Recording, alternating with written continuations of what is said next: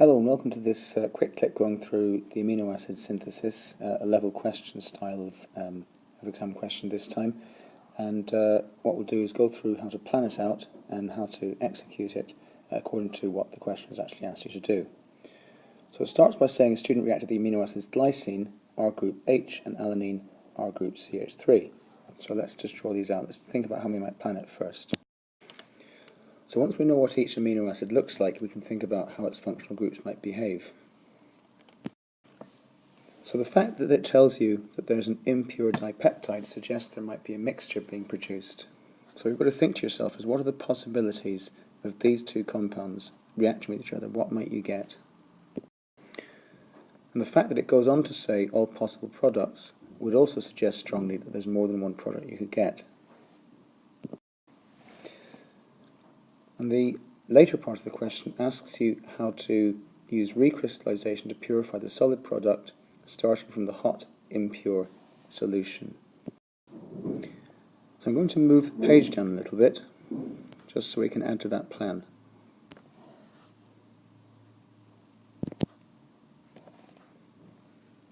So the first thing to do is to do all possible reactions.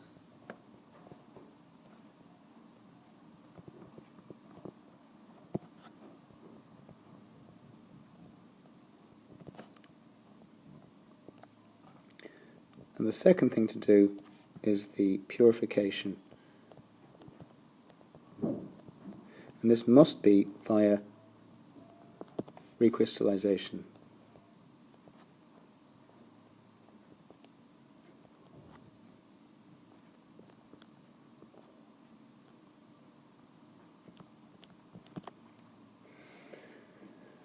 Okay, so maybe my writing's a little bit messy, but I think you can probably see where I'm coming from. It's only a plan anyway, so we can come back to it a little bit later on. So starting with the chemical reactions, obviously one of them is going to be the acid group on, which one is it? Glycine reacting with the amino group on alanine. And I've highlighted the amide link that's produced, and the H2O is a small molecule that's removed. So although it's not required in the answer, I'm kind of annotating what I'm doing as I go along, just so you can follow the actual reaction. And because of the small molecule that's eliminated, when the two monomers join, you'd call this a condensation reaction. So maybe monomers isn't the correct word, these would be amino acids joining to make a peptide or dipeptide, like I've labelled there. Okay, so clearly that's not the only product. Let's have a look at the other one. So we've reacted these two highlighted parts. What would happen if we react the other ends with each other? So that's what the other reaction would be. So what I'm going to do is I'm going to flip the molecules the other way around, the original glycine and alanine, and see what we get if we combine them the other way. So just to clarify what I'm doing, I'm now reacting with these two parts of the amino acids, and you get a very similar reaction going on. It's again a condensation, except the arrangement is the other way around. So these two amino acids, these two dipeptides need to be separated, and due to extensive hydrogen bonding throughout, they are existing as solids. So let's go through the purification process. First thing you've got to do is filter under reduced pressure. And what this does is it isolates the two products in the mixture, not from each other, but from the rest of the reaction mixture. Now when you dissolve in a minimum amount of hot solvent, what that means is one of the products that you're trying to separate out will be slightly more soluble than the other one. So by allowing the mixture to cool, one product will recrystallize out first.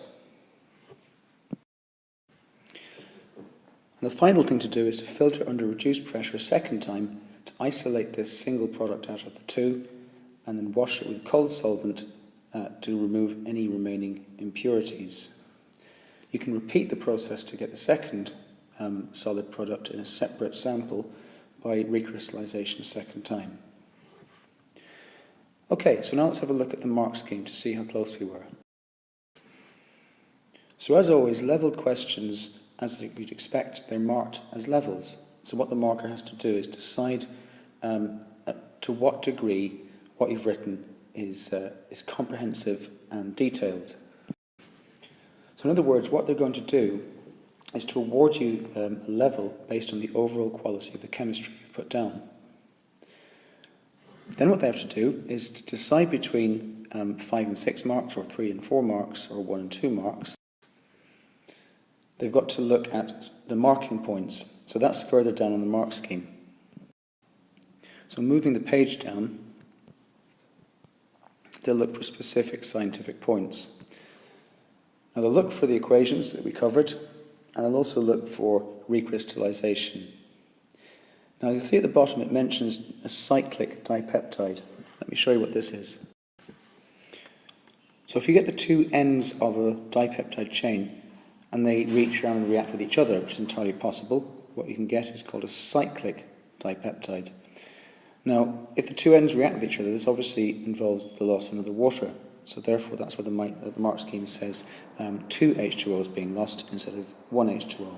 So that's what that part of the mark scheme is referring to.